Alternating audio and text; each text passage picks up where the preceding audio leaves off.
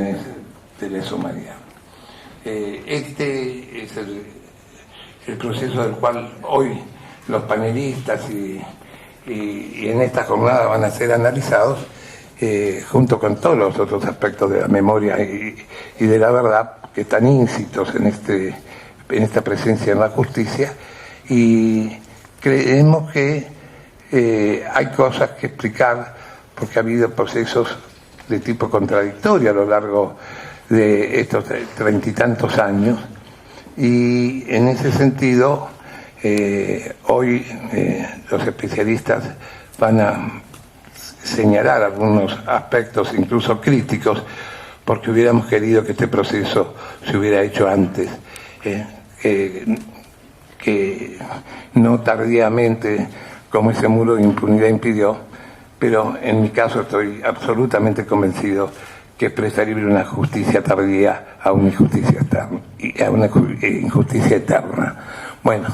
con esto doy por dando la bienvenida a todos ustedes y sigue no sé quién en el uso de la palabra.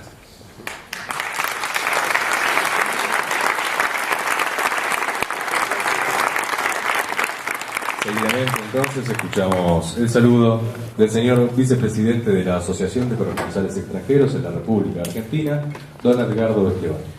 Muy buenos días, muchas gracias representando a la Asociación de Corresponsales Extranjeros, que somos una de las entidades más numerosas en lo que es toda América Latina, superando los 150 socios. Y la verdad que muy conmovido, primero por compartir esta presentación con las autoridades, a quienes también saludo, y por los amigos que uno ve, como Eduardo Josami en particular, con Liria Ferreira, una amiga de la vida, que muchas veces en mi casa, contando a través de unas largas comidas toda su experiencia vivida y todo lo que significaba Esteban, ¿no? Un tocayo mío en su militancia, más conocido como Rodolfo Walsh, y todo lo que significa esta pertenencia a este lugar. Y tan conmovido como aquel 24 de marzo del año 2004, cuando el expresidente Néstor Kirchner pedía perdón representando a la autoridad máxima por lo que se había vivido en este lugar, lo que significaban las palabras de Juan Cabandier, contando su experiencia de vida, y conmovido por lo que significó hoy recorrerla con los colegas. Particularmente me movilizó mucho y me siento todavía realmente conmovido por haber estado ahí en ese lugar llamado Capucha, Capuchita, lo que significa la historia negra de lo que se vivió esos días de horror, de muerte y de sangre. Y como la historia no es lo que uno solo ha vivido, sino cómo se recuerda y cómo se recuerda para contarla y cómo la estamos contando en este presente, me parece que es muy importante que los corresponsales extranjeros podamos estar, participar, escuchar, aprender a entender lo que significó esta historia trágica de Argentina y que hoy tiene un presente tan distinto como uno no pensaba tiempo atrás y cómo se puede vivir por estos tiempos, ¿no? Gabriel García Márquez dice que la ética es el periodismo como el zumbido al moscardón, ¿no? Ese zumbido constante de lo que son las luchas éticas, y de esa construcción periodística poder analizar, vivir, experimentar desde aquí, desde este presente, que no solamente refleja el horror del pasado, sino lo que significa este centro de la cultura hoy, ¿no? Uno cuando ve veo acá colegas de Paca Paca, de Canal Encuentro, de Tecnópolis TV trabajando en estas instalaciones, ver todas las entidades de organismos de derechos humanos pudiendo tener su participación de la historia, pero también en su presente con la cultura, ¿no? Hace pocos días atrás veía que había un show para chicos en homenaje también con María Elena Walsh como protagonista de sus títulos. Y uno piensa en todo lo que se puede contar y construir a partir de lo que decía recién Dualde, el secretario de Derechos Humanos, con relación a lo que se hizo y a lo que se debe hacer, y que podamos transmitir hacia afuera este momento. Creo que es del orgullo que tiene el gobierno argentino de haber marcado la bandera de los derechos humanos. Me parece que es un presente del cual uno viene a aprender, a entender y a construir este momento en este encuentro que se está realizando por estas horas aquí en la Escuela de Mecánica de la Armada. Y para terminar este saludo, quería cerrarlo con una frase de Rodolfo Walsh. Él decía: rompa el aislamiento, vuelva a sentir la satisfacción moral de un acto de libertad, haga circular la información, hagamos circular la información de lo que se está viviendo por estos días aquí, luchando por la vida, mirando hacia el futuro, que me parece que es un camino que no podemos dejar de mirar, recordando aquellos días de horror y mirando este camino que se está construyendo, como decía recién, por la vida. Muchas gracias.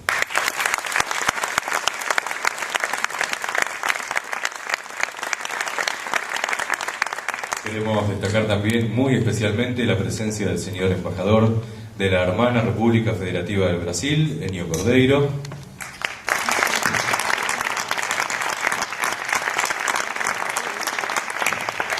Y seguidamente escuchamos las palabras del señor director del Instituto de Políticas Públicas en Derechos Humanos del Mercosur, Víctor Abramovich. Buenos días. Quiero también desde el Instituto agradecer la presencia de ustedes aquí. El Instituto de Políticas Públicas en Derechos Humanos del Mercosur es uno de los coorganizadores, junto con la Secretaría de Comunicación y la Asociación de Corresponsales Extranjeros. Para nosotros, ustedes saben, este instituto fue creado en el año 2010 por los 4 países del Mercosur y va a tener su sede aquí en el predio de la ex ESMA. Y la decisión política de crear el instituto y ubicarlo en este espacio de alguna manera refleja el reconocimiento de los 4 países de que las violaciones masivas y sistemáticas a los derechos humanos ocurridas durante las dictaduras constituyen un pasado común y una marca de identidad compartida. Y la participación nuestra en este seminario también se basa en el reconocimiento de que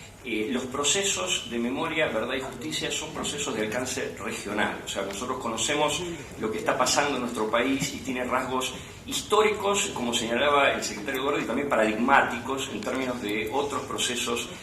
posteriores a violaciones masivas en otras partes del mundo. Pero al mismo momento que se conocía la sentencia del Tribunal Oral en la causa ESMA, hace pocas semanas atrás, ocurría también en los países vecinos hechos muy importantes. En Uruguay, el Congreso restablecía la pretensión punitiva del Estado, dejaba sin efecto la ley de caducidad. El presidente Mujica derogaba decretos previos que habían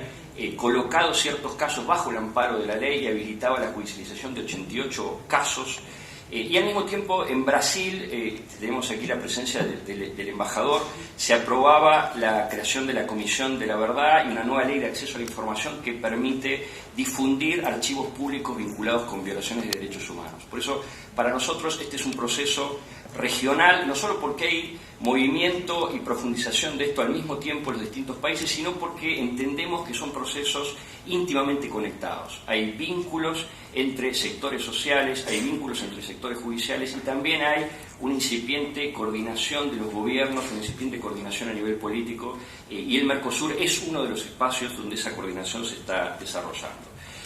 Muy brevemente, yo creo que hay algunos elementos comunes también en los 3 procesos. Muchos de lo que señalaba el secretario de Derechos Humanos están presentes en los distintos países del Cono Sur. Por un lado, el rol decisivo de las organizaciones de víctimas de los movimientos de derechos humanos, no solo en las resistencias a las dictaduras, sino también en desarrollar estrategias para el quiebre de la impunidad durante los procesos transicionales y en la actualidad acompañando a los países donde se reabrieron los procesos las causas judiciales. Es una presencia que no solo acompaña desde la militancia y la demanda intransigente de justicia, sino también aportando estrategias jurídicas, políticas novedosas y acompañando la formulación e implementación de políticas. Sin esos actores sociales sería muy difícil entender hoy lo que está pasando a nivel regional. Hay un segundo elemento que también fue mencionado. Hay una profunda decisión política de las máximas autoridades de gobiernos democráticos con una enorme legitimidad social. La decisión del presidente Néstor Kirchner en el año 2003 de impulsar la reapertura de los procesos fue central. Desde las organizaciones sociales no se hubiera logrado la reapertura de los procesos sin una decisión política, y lo mismo pasa en Uruguay y lo mismo pasa en Brasil. El día viernes la presidenta Dilma Rousseff sancionó ambas leyes y hizo un discurso profundizando en la necesidad de avanzar en la verdad y en la justicia en Brasil. Creo que ese es un segundo elemento presente en los distintos países del Cono Sur que están atravesando estos procesos. Yo diría que hay un tercer elemento menos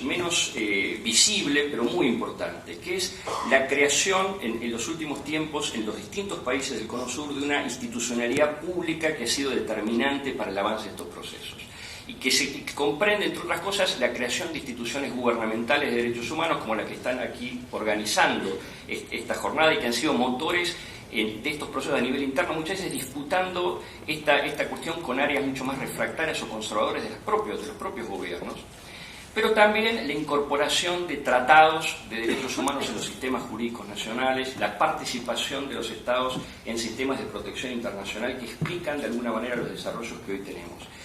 La sentencia, por ejemplo, de la Corte Interamericana en el caso Hellman es decisiva en el proceso que se abre en este momento en Uruguay. La sentencia de la Corte Interamericana en el caso de la guerrilla araguayas es central para reabrir la discusión judicial sobre la amnistía en Brasil. Yo creo que estos son elementos que hemos ido construyendo entre los países, una institucionalidad pública en materia de derechos humanos que es central para entender la dimensión y profundidad que los procesos tienen. Y simplemente para cerrar, yo creo que comparto con lo que decía Eduardo, la dimensión histórica de estos procesos judiciales muchas veces sentimos que no está reflejada en el alcance de la cobertura en los medios de prensa,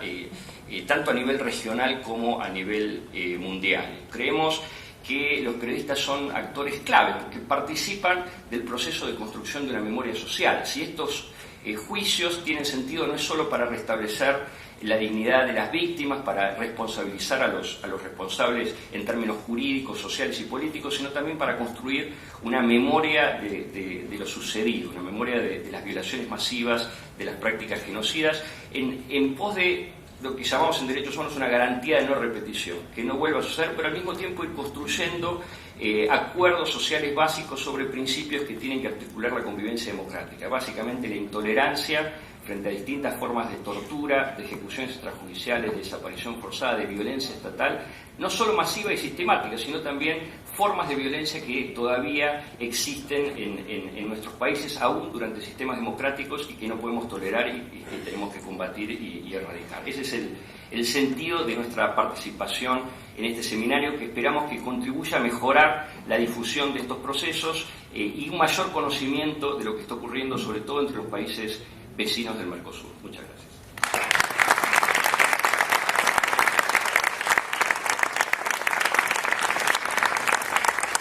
Acto seguido hace uso de la palabra el señor Secretario de Comunicación Pública de la Nación, doctor Juan Manuel Abal Medina. Buenos días a todos y a todas. En primer lugar, agradecer en nombre de la Secretaría de Comunicación Pública a la Cancillería, a la Secretaría de Derechos Humanos, al CELS, a la Asociación de Corresponsales, a las autoridades del Centro Cultural, a las organizaciones de derechos humanos, a todos y a cada uno de ustedes, especialmente a todos los que van a participar como panelistas, expositores y parte de este seminario por su presencia hoy acá, en esta apertura de un tema que es enormemente importante para nosotros. Es enormemente importante por el conjunto de razones que muy bien se han planteado, los expositores que me antecedieron en el uso de la palabra lo han dicho con mucha claridad, pero no por eso quiero dejar de remarcar la relevancia que tiene para nosotros entender que esto que estamos haciendo hoy, como parte de este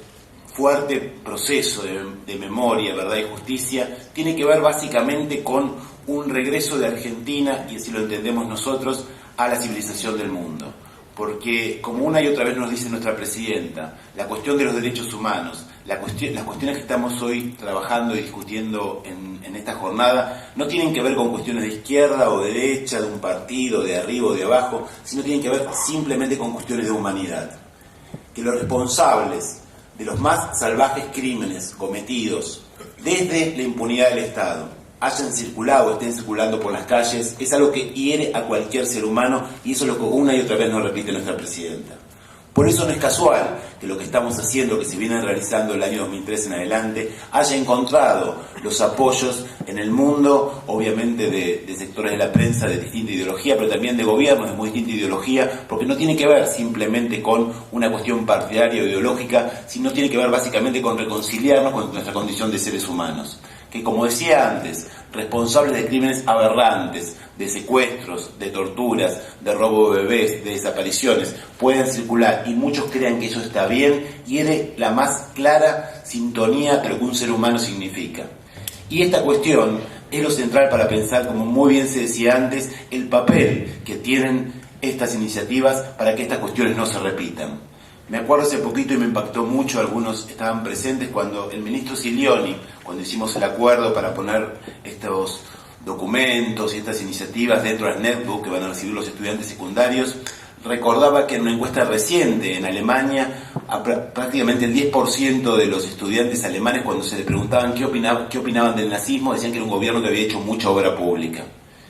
Y nadie puede desconocer que en Alemania viene desarrollándose una política enormemente eficaz, fuerte, permanente durante años y años, y sin embargo hoy todavía, o algunos, o nuevamente un 10% que después también se refleja a veces en sus comportamientos electorales, se vuelve a pensar en este tipo de cuestiones. ¿Qué significa esto? Que la memoria necesariamente tiene que estar en movimiento, que la memoria no es algo que se hace una vez y para siempre y se está y se terminó, sino que es una tarea permanente de nuestros estados, de nuestras asociaciones, de plantear con mucha claridad un nunca más a un conjunto de acciones que si no lo hacemos con el suficiente vigor, siempre tenemos el miedo que puedan volver a repetirse. Esa es la tarea central que tenemos por delante y en este caso en un análisis y en una discusión del proceso concreto que tenemos en nuestro país, que sin duda creo yo, con todo el dolor, con toda la tristeza que nos da, sí nos enorgullece como argentinos, porque realmente lo que hemos logrado avanzar en este tiempo es sin duda sustantivo y creo que en el mundo se lo está reconociendo con bastante claridad. Y cuando uno se pregunta el por qué este avance, creo que básicamente tiene que ver con 3 razones de muy distinta índole. Una primera, enormemente dolorosa, cuando uno analiza la situación que vivió nuestro país, con la que vivió otros países hermanos, como hablábamos recién, Uruguay o Brasil, hay una primera cuestión sin duda que sale a la luz, es el enorme nivel de ferocidad, de salvajismo y de locura que tuvo la dictadura sanguinaria en la Argentina. Yo me acuerdo hace muy poquito haber leído una entrevista que un medio de prensa argentino que en general viene siempre siguiendo muy preocupado estos procesos, intentando que no se avance demasiado, que la impunidad vuelva, en la cual entrevistaban a Lucía Topoleschi, la primera dama uruguaya, la senadora esposa del presidente Mujica, y para conseguir apoyo para su visión del mundo decían, bueno, qué bien que Uruguay pudo hacer las cosas distinto, no tuvo tanta cuestión como en la Argentina, no se avanzó tanto. Y ella, con una frase muy sencilla, dijo, mira, cuando estábamos en el pozo, cuando estábamos ahí, venían militares argentinos y cuando nos veían preguntaban asombrados, ¿cómo siguen vivos? Bueno, esa es la diferencia. Hoy Mujica no es un desaparecido. Si Mujica hubiera sido argentino estaría desaparecido. Lucía sería desaparecido y Mujica es presidente uruguayo. Yo creo que esa diferencia en la magnitud del salvajismo y esa diferencia en la magnitud de la brutalidad que tuvo el proceso argentino con su absoluto desapego de su propia normativa, en su propio accionar, con esa figura terrible de la desaparición de que todos conocemos, sin duda también explica la relevancia fuerte que tiene con la sociedad argentina haberse recuperado y salir así. Pero obviamente eso no bastó. El segundo elemento central, y yo no me canso una y otra vez de decirlo, es el enorme valor y coraje que tuvieron los organismos de derechos humanos. El enorme valor y coraje que tuvieron en los momentos más difíciles, familiares, madres, abuelas, para salir y poner el cuerpo cuando todo estaba en su contra, cuando hacerlo era ponerse en riesgo, cuando hacerlo era perder la vida, como bien lo sabemos y como bien lo sufrimos. Ese enorme coraje de los organismos que fue fuertemente y sanamente reiniciado con mucha vitalidad por hijos que en los años 90, en los momentos de mayor individualismo, de mayor que la gente estaba en otra cosa, que parecía que todo eso se había terminado, volvieron a ponerle fuerza, ganas, lucha y vida a este proceso. Entonces también ese enorme involucramiento, esa enorme fuerza es lo que nos lleva adelante y que le da la fuerza a esto que estamos viviendo hoy. Como un mero comentario, este programa de Memoria y Movimiento surgió a partir de una reunión que tuvimos nosotros, la Secretaría, con la gente de Hijos, y se construyó al calor de esa demanda y al calor de ese proceso político. Y obviamente, y en tercer lugar, la tercera cuestión es sin duda el enorme, y acá también lo hemos dicho, pero tampoco dejamos de decirlo, el enorme coraje y la enorme decisión política que tuvo alguien como Néstor Kirchner y que tuvo alguien como Cristina Fernández de Kirchner, que desde el primer momento de su gobierno, cuando nada hacía pensar que esto era redituable, cuando nada hacía pensar que esto era conveniente, ninguna encuesta, ningún análisis, más bien todo lo contrario, dijeron, este gobierno del primer día va a estar signado por una sola política que es memoria, verdad y justicia. Y desde entonces hemos venido siguiendo sus instrucciones, desarrollando estas políticas con ese simple y claro objetivo, que haya justicia, que haya memoria y que haya verdad para todos los argentinos. Espero que este seminario nos sirva a todos para avanzar en esta dirección, para aprender, para reflexionar, para discutir, para perfeccionar nuestras propias prácticas y sin duda estamos en el camino correcto. Este camino que, como decía una y otra vez nuestra presidenta, nos vuelve a reconciliar con la civilización humana. Muchísimas gracias.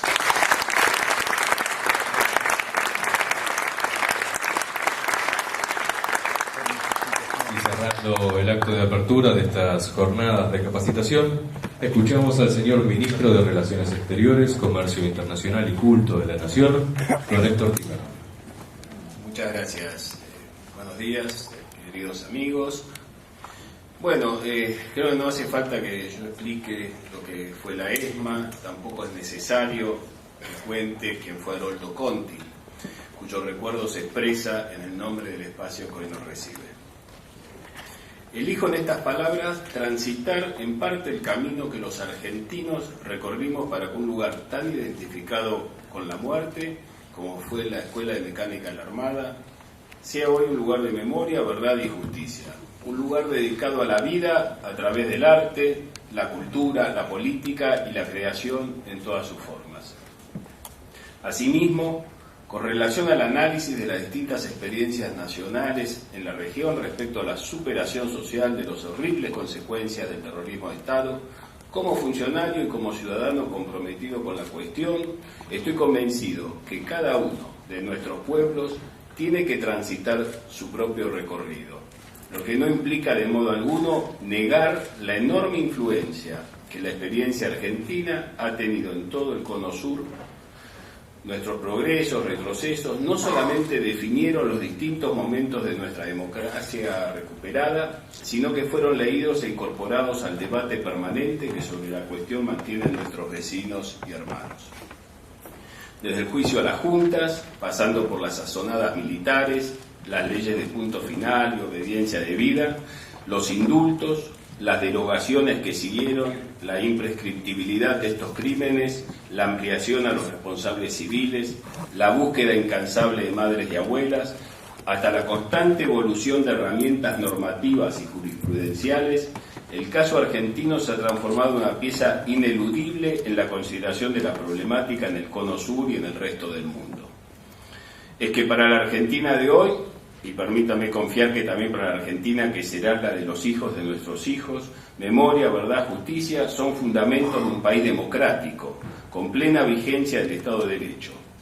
Estos principios conforman una verdadera política de Estado en la que están comprometidos los tres poderes y las mayores fuerzas políticas nacionales. Por ello es de particular relevancia desentrañar cómo llegamos hasta aquí. En muchos de ustedes, corresponsales extranjeros, quisiera evocar el recuerdo de sus colegas que por entonces se constituyeron en una pieza esencial en denunciar que aquello que dio en llamarse proceso de reorganización nacional era en realidad una dictadura de una ferocidad y metodología represiva desconocida hasta entonces en la Argentina.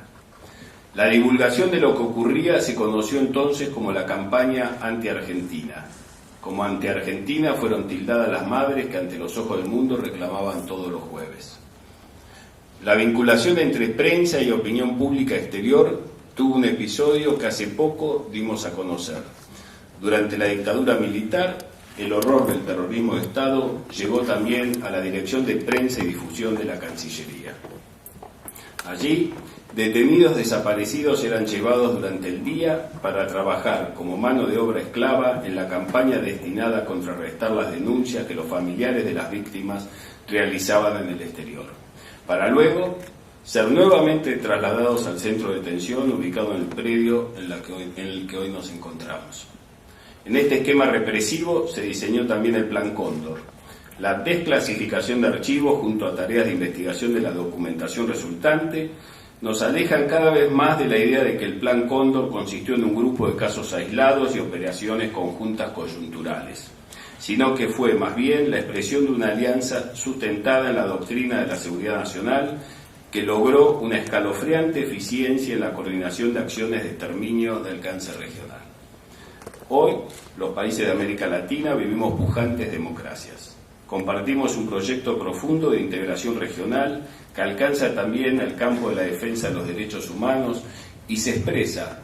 a través de la construcción de una identidad común que se apoya en la permanente construcción de los valores democráticos como reaseguro del nunca más. Es que sabemos que no podemos permitirnos retrocesos, que los casos de Ecuador y de Honduras no son otra cosa que la evolución de las manifestaciones golpistas de antaño.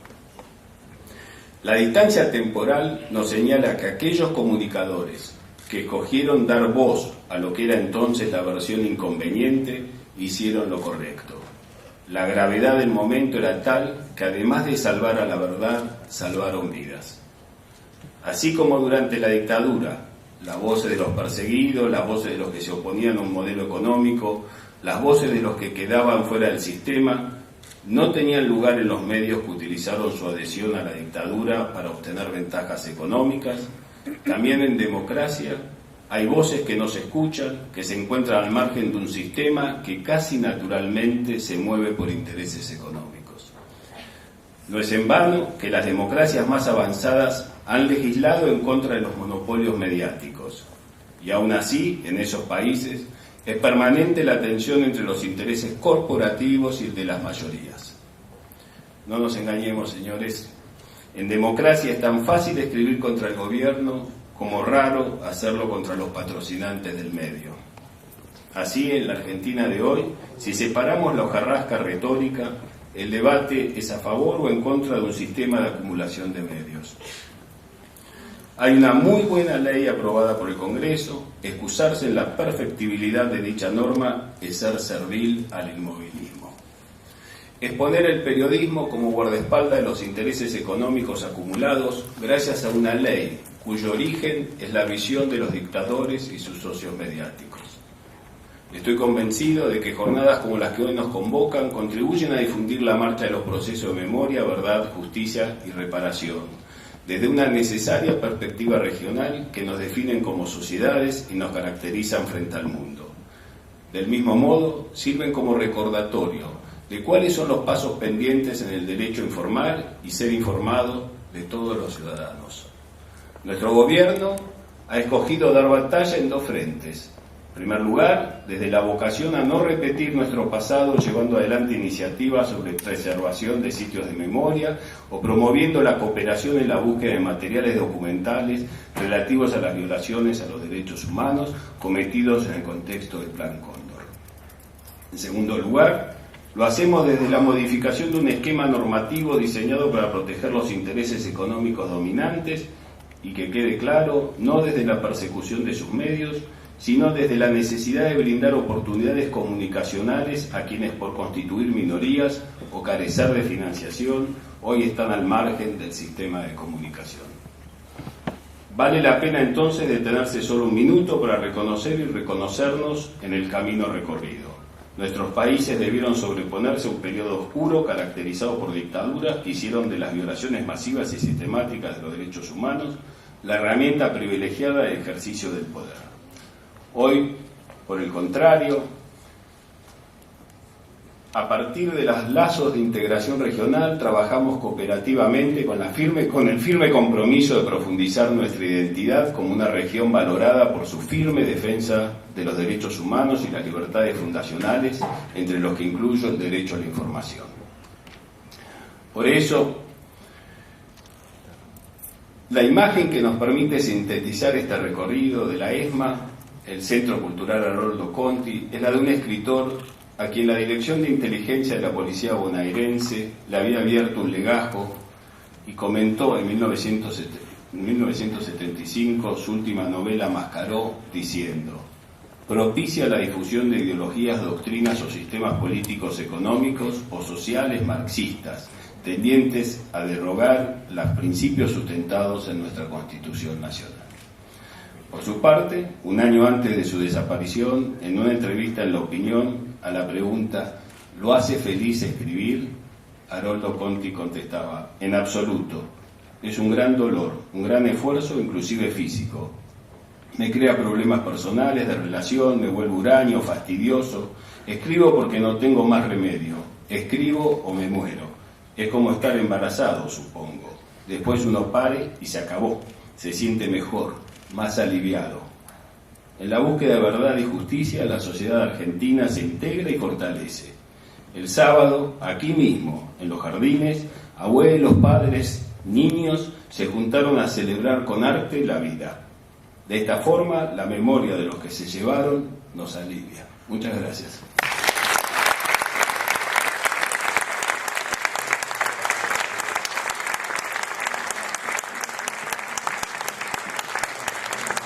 Agradecemos la presencia de las autoridades y vamos a disponernos a dar paso al primer panel de estas jornadas de capacitación, perspectivas comparadas de los derechos de memoria, verdad y justicia en el Cono Sur. Antes de dar paso al primer panel, queremos pasar un aviso. Matías Ribaudio, perdiste tu billetera con documentos y pasaportes adentro, está en la mesa de informes acá en el hall del Conti, y de paso vamos ubicando esa mesa de informes aquí en el hall del Conti como el lugar para los objetos perdidos. Ojalá que no haya ninguno más, pero en caso de haberlos, se dirigen a la mesa del hall del Conti. Les recordamos que después de cada panel va a haber una ronda de preguntas, para lo cual les rogamos alcen su mano de manera que podamos acercarle un micrófono y así podamos compartir la inquietud